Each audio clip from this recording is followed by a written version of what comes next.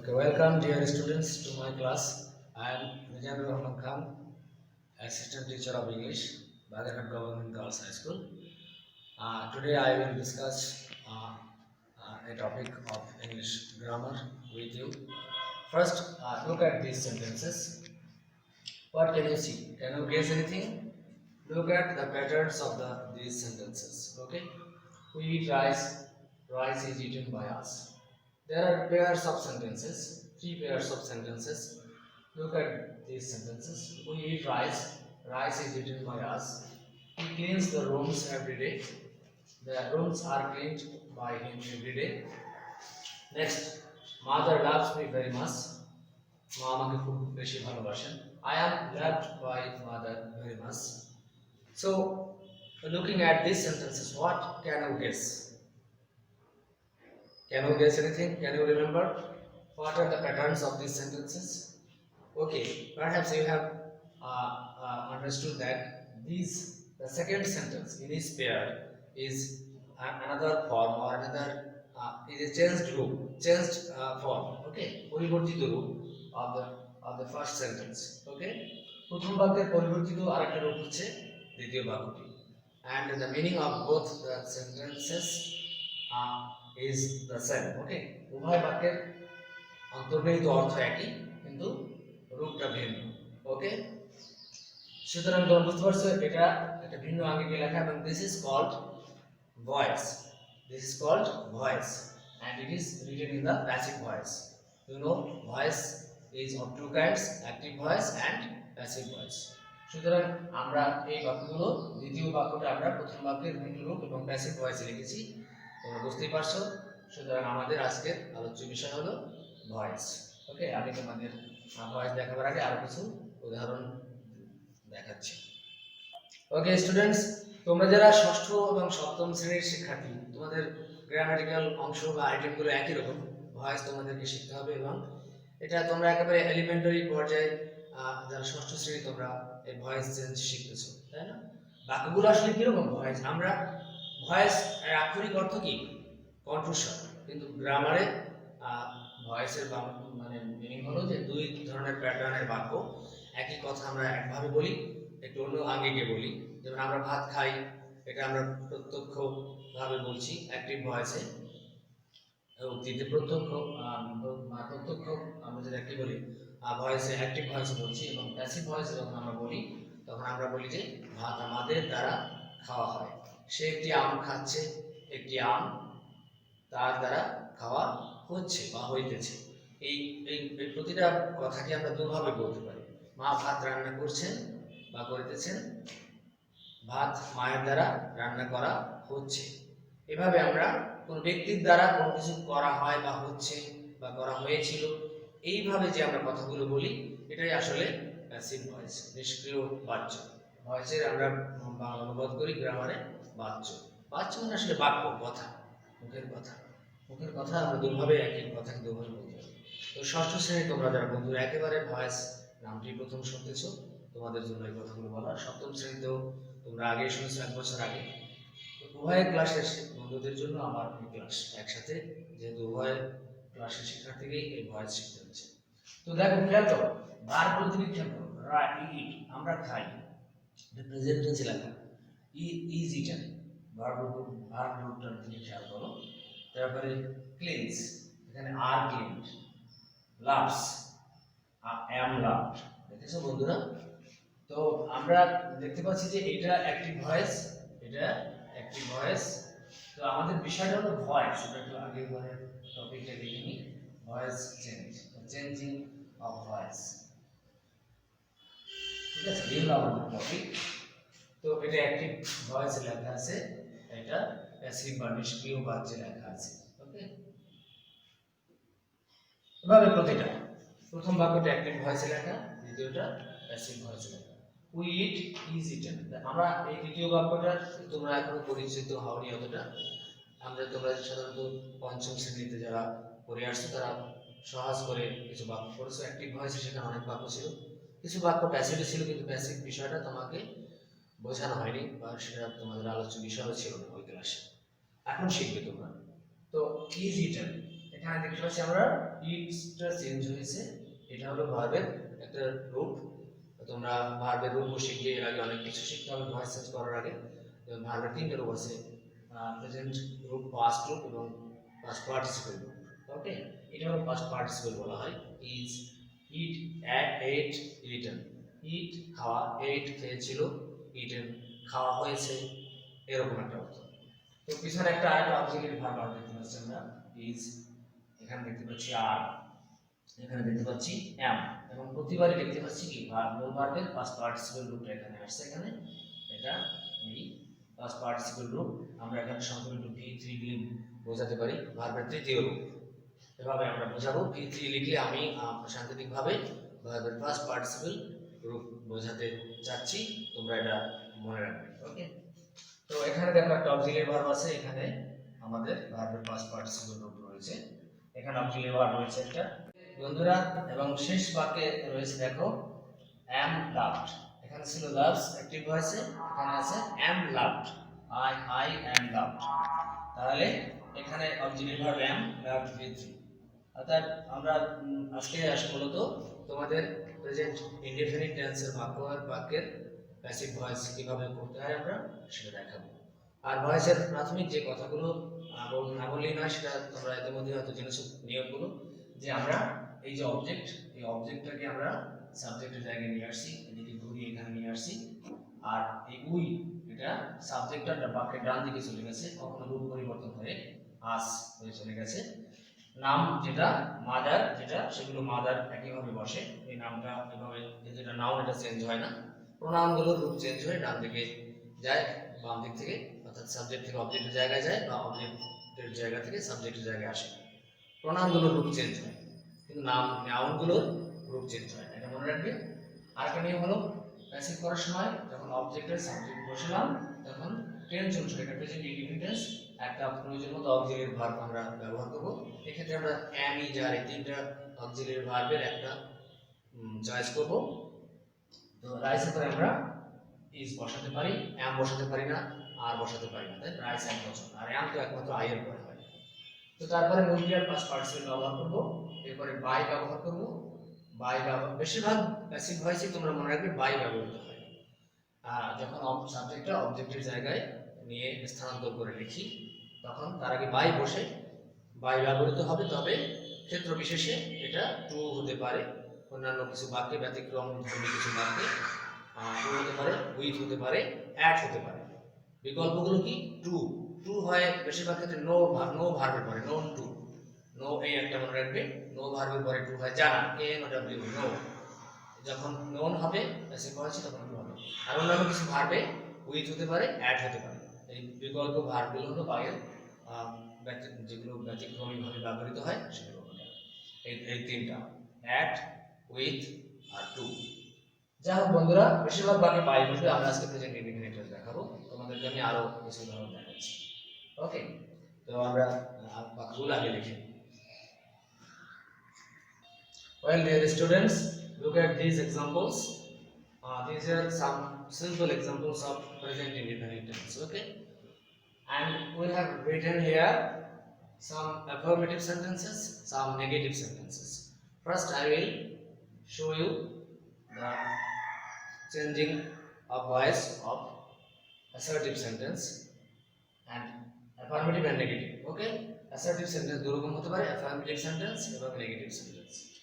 এরপরে আমরা প্রশ্নবোধক বাক্যের প্যাসিভ কিভাবে করতে হয় সেটা দেখাবো। যদিও এই লেভেলে খুব একটা এটা তোমাদের জন্য একটু কঠিন হয়ে যেতে পারে, বা পরীক্ষায় হয়তো এটা কম আসে, প্রশ্নবোধক বাক্যের প্যাসিভ করো। ওকে, তোমাদের ষষ্ঠ সপ্তম শ্রেণীতে। তো দেখো বন্ধুরা, আরে ব্রাইস্টি, আমরা প্রেজেন্ট ইনডিফিনিট টেন্স আগেই বলেছি, বর্তমান সময়ে সাধারণভাবে কোনো কাজ কেউ করে বা অভ্যাসবশত করে, অথবা প্রতিদিন কিছু ঘটে বা মাঝে মাঝে ঘটে, প্রায় ঘটে, এরকম বা কথাকে আমরা প্রেজেন্ট ইনডিফিনিট টেন্স দ্বারা প্রকাশ করি। সেক্ষেত্রে কর্তার পরে ক্রিয়া আসবে হ্যাবোধক বাক্যে, ক্রিয়ার সাথে এস বাই এস থাকতে পারে, নাও থাকতে পারে। যেমন আমরা উই লিখেছি তখন লাইক, উই লাইক, এস বাই এস নেই। আর এই থার্ড পারসন সিঙ্গুলার নাম্বার, এই বিষয়গুলো খুবই এলিমেন্টারি বিষয়, তোমরা হয়তো জেনে থাকবে ইতিমধ্যে। আর থার্ড পারসন বলে এর সাথে এস বাই এস চলে আসছে। আরিফ লাইকস, আরিফ চা পছন্দ করে, উই লাইক ইট, আমরা চা পছন্দ করি। আই হলেও লাইক হতো, বা ইউ তুমি হলে লাইক হতো, তোমরা হলে লাইক হতো, এস বাই এস আসতো না। ওকে, আর থার্ড পারসন প্লুরাল হলে দে হলে লাইক হতো। ওকে, বা দুজন নাম হলে আরিফ অ্যান্ড করিম লাইকটি হতো, লাইকস হতো না। ওকে, তো দেখো লাইক লাইকস এখানে এস বাই এস ছাড়া এখানে এস বাই এস রয়েছে। আর যে বাক্যগুলো নামবোধক দেখো একটা সি নাম্বার বাক্য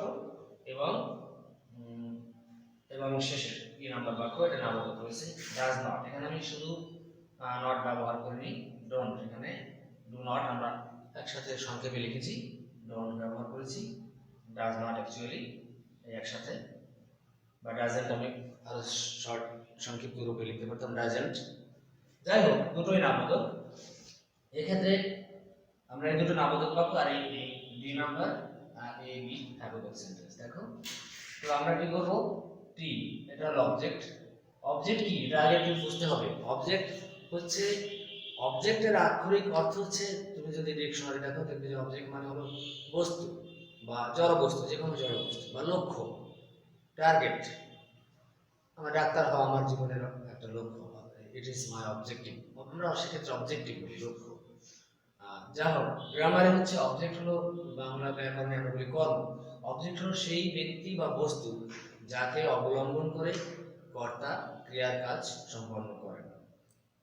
অবজেক্ট হলো কর্তা ছাড়া অন্য কোনো ব্যক্তি অথবা অন্য কোনো বস্তু যাকে অবলম্বন করে, বা যে বস্তুটিকে অবলম্বন করে কর্তা ক্রিয়ার কাজ সম্পন্ন করেন। অর্থাৎ ক্রিয়ার কাছে কি বা কাকে প্রশ্ন করলে যে উত্তর পাওয়া যায় সেটাই হলো অবজেক্ট। যেমন উই প্লে ফুটবল, আমরা ফুটবল খেলি, প্লে খেলি, কি খেলি, ফুটবল, ফুটবল হলো object. We play football everyday, everyday কিন্তু অবজেক্ট নয়, এভরিডে হচ্ছে সময়। তোমরা নাকি ভেবে থাকো ক্লাস 6-7 এর যারা তোমরা স্টুডেন্ট, তোমরা বলো যে শেষ শব্দটাই তোমাদের একটা ধারণা আছে, শেষ শব্দটাই বুঝি অবজেক্ট বাক্যের মধ্যে, তা কিন্তু নয়। তাহলে এখানে যেমন you don't help me everyday, তুমি আমাকে প্রত্যেকদিন সাহায্য করো না, তোমরা আজ ভুল করে এভরিডেটা আগে অবজেক্ট ভাবো, এটা কিন্তু মোটেই না। ক্রিয়ার পাশে অবজেক্ট থাকবে, এই যে এই হচ্ছে ভার্ব, মূল ভার্ব, তো তুমি করো না সাহায্য, তুমি সাহায্য করো না কাকে, আমাকে। কি সাহায্য করো না, এরকম কোনো উত্তর নেই এখানে। অর্থাৎ কি বা কাকে দুটোর একটা উত্তর হয়তো থাকবে, কোন কোন বাক্যে দুটোরই উত্তর থাকে, তখন সেই ধরনের বাক্যকে আমরা বলি ডাবল অবজেক্ট যুক্ত বাক্য। ওকে, সেটা আমরা পরে বলছি। তো তুমি এইটা কিন্তু অবজেক্ট, তুমি আমাকে সাহায্য করো, এটা কিন্তু অ্যাডভার্ব, এটা কিন্তু অবজেক্ট নয়, এটা হচ্ছে সময় বোঝায়, তুমি প্রত্যেকদিন আমাকে সাহায্য করো না। যা হোক, অবজেক্ট সম্পর্কে ধারণা নিশ্চয়ই ক্লিয়ার হয়েছে। কর্তার কাছে কি বা ক্রিয়ার কাছে কি বা কাকে প্রশ্ন করলে যে উত্তর পাওয়া যায় ব্যক্তির নাম অথবা বস্তুর নাম, সেটাই হলো অবজেক্ট। অর্থাৎ ব্যক্তি যখন আসবে তখন কর্তা ছাড়া অন্য কেউ হতে হবে। যেমন আরিফ হেল্পস করিম, এখানে করিম অবজেক্ট, আরিফ কাকে সাহায্য করে, করিমকে, ঠিক আছে। অথবা আরিফ লাইকস টি, আরিফ কি পছন্দ করে, লাইকস পছন্দ করে, টি চা। অর্থাৎ এক্ষেত্রে টি হলো বস্তু, অবজেক্ট এটা। অর্থাৎ অবজেক্ট হলো দুই রকমের, ব্যক্তিবাচক আর বস্তুবাচক। ক্লিয়ার। কর্ম, বাংলা ব্যাকরণে আমরা বলি কর্ম, কর্তা যাকে বা যে ব্যক্তিকে অবলম্বন করে ক্রিয়ার কাজ সম্পন্ন করেন। অর্থাৎ আমরা যখন বলি উই প্লে ফুটবল, ফুটবল যদি না থাকতো হাতে আমাদের কাছে, আমরা মাঠে গিয়ে কিছু খেলতে পারতাম না, আমাদের খেলার কাজটি করা যেত না। এই জন্য ফুটবল হলো, ফুটবলকে অবলম্বন করেই, ফুটবল মাটিতে রেখে পায়ে লাথি মেরে আমরা খেলি। অর্থাৎ ফুটবল একটা বস্তু আছে বলেই ফুটবল খেলা নামক খেলাটি আমি খেলতে পারতেছি। ওকে, এইভাবে বুঝবে। আই ইনভাইটেড করিম, করিম নামে আমার একজন বন্ধু যদি না থাকতো তাহলে আমার দাওয়াত করা কাজটি করা যেত না। অর্থাৎ করিম নামে আমার এক বন্ধু আছে বলে আমি তাকে দাওয়াত করতে পারতেছি। ঠিক আছে, তাহলে আমি কাকে দাওয়াত করলাম, করিমকে। তাহলে করিম হলো অবজেক্ট, অর্থাৎ তাকে অবলম্বন করে আমি ইনভাইট করার কাজটি করেছি, দাওয়াত করার কাজটি করেছি। এই হলো ব্যাখ্যা। আবার দেখো টি, তাহলে তুমি লিখবে টি আর লিখবে, এম ইজ আর লিখবে। এখানে হচ্ছে এম ইজ আর তিনটার একটা ব্যবহার করবে, এরপরে প্লাস ভি3 ব্যবহার করবে। এইটুকু তোমাকে আলাদা মনে রাখতে হবে প্যাসিভ ভয়েস, তাই না? Passive passive am is are object verb আসবে, যে কোনো একটা অবজেক্ট দিয়ে তুমি সাবজেক্ট লিখবে, তারপরে ভি3 লিখবে, এরপর বাই লিখে তুমি সাবজেক্টটাকে অবজেক্টের জায়গায় নিয়ে যাবে। তো tea is like a possible, sorry, liked by, নাম হলে কোনো চেঞ্জ হবে না, ঠিক আছে। Tea is liked by Arif, চা আরিফের দ্বারা পছন্দ করা হয়। বাংলাটাও তোমাকে স্পষ্ট বুঝতে হবে। এভাবে we like tea, tea is liked by us, চা আমাদের দ্বারা পছন্দ করা হয় বা আমাদের দ্বারা চা পছন্দ করা হয়, বাংলাটাও ওরকম হবে। আর এটা আমরা চা পছন্দ করি, একেবারে সহজ বাংলা। এটা হলো প্রত্যক্ষ বাচ্য বা অ্যাক্টিভ ভয়েস, সক্রিয় বাচ্য, তাই না? প্রত্যক্ষ হয় সক্রিয় বলবো।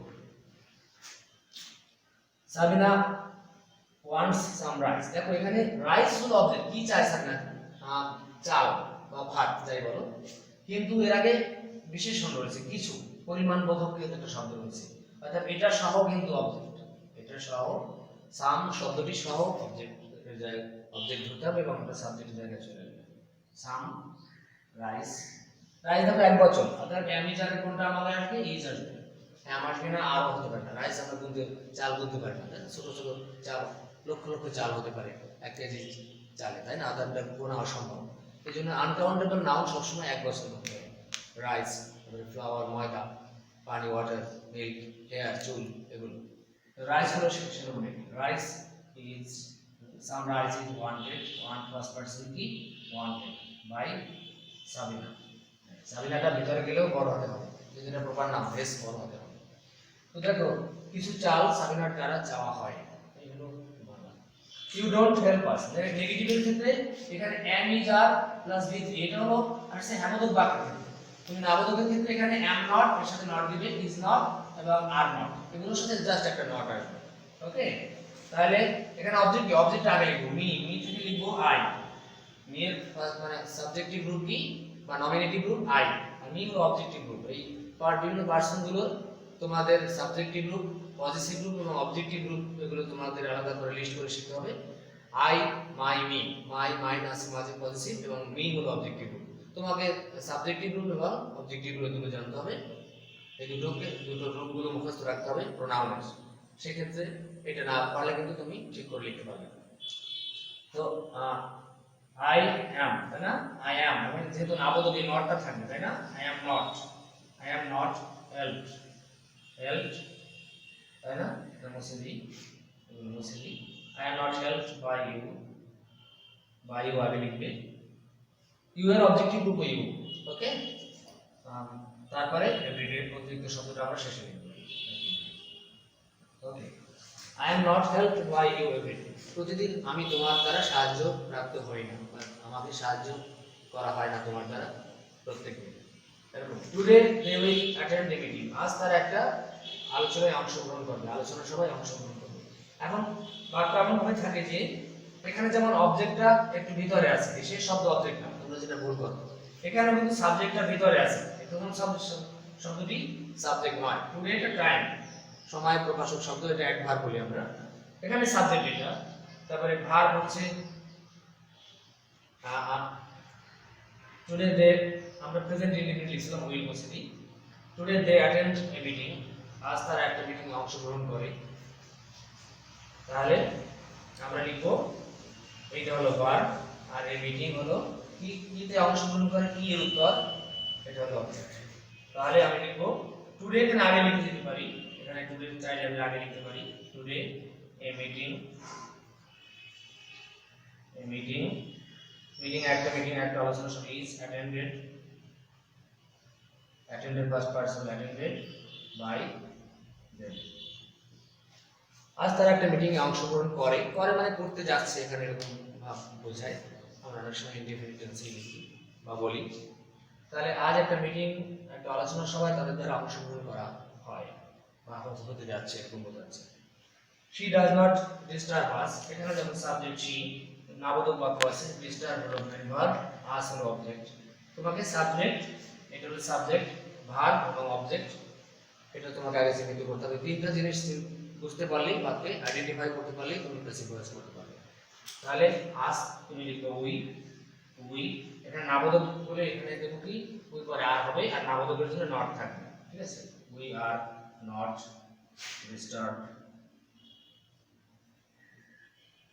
disturbed by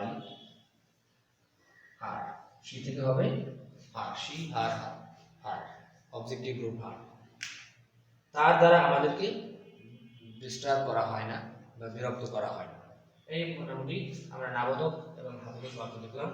all R indefinite tenses. ওকে, আমরা এটা একটু ফিউচার লিখে ফেলেছিলাম, আমরা ইনডিফিনিট করে দিয়েছি। টুডে হতে পারে, অথবা হতে পারে এভরিডে, বা ওয়ান্স এ উইক, সপ্তাহে একবার, এই ধরনের কথা পিছনে থাকতে পারে। ওকে, আমি আরো এবারে প্রশ্নবোধক কিছু বাক্য দেখিয়ে তোমাদেরকে আজকে ক্লাস শেষ করব। আমাদের প্রশ্নবোধক বাক্য প্রথমে লিখতে দাও। তো শিক্ষার্থী বন্ধুরা দেখো, কিছু প্রশ্নবোধক বাক্য, এখানে দুই রকমের প্রশ্নবোধক বাক্য আছে। এখানে প্রেজেন্ট ইনডিফিনিট টেন্সে যদি প্রশ্নবোধক বাক্য লিখি তখন আমরা ডু বা ডাজ ব্যবহার করব। এটা আছে ইয়েস নো প্রশ্নবোধক সেন্টেন্স, যখন ডু ডাজ দিয়ে শুরু হবে ইনডিফিনিট টেন্সে।